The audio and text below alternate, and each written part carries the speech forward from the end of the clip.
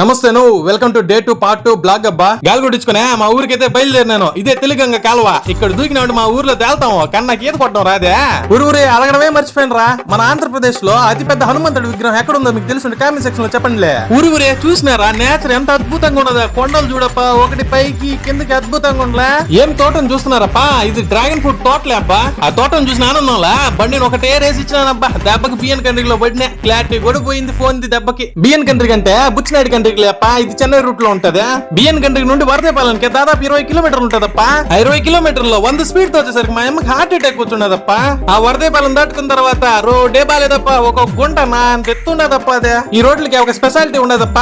నడువు నిప్పు లేనోడికి నడువు నిప్పు వస్తుంది. ఇక్కడ డ్రైవ్ చేస్తే నడువు నిప్పు ఉన్నోడికి పోతాది. ఎట్టోడి కింద మీద పడి ఆ శ్రీ సిటీలో ఉన్న హీరో ఫ్యాక్టరీ కాడికి అయితే చేరుకున్నామప్ప. ఈ ఫ్యాక్టరీ నుండే మా మామూలు 10 నిమిషాలు పోయి చేరుకున్నానప్ప.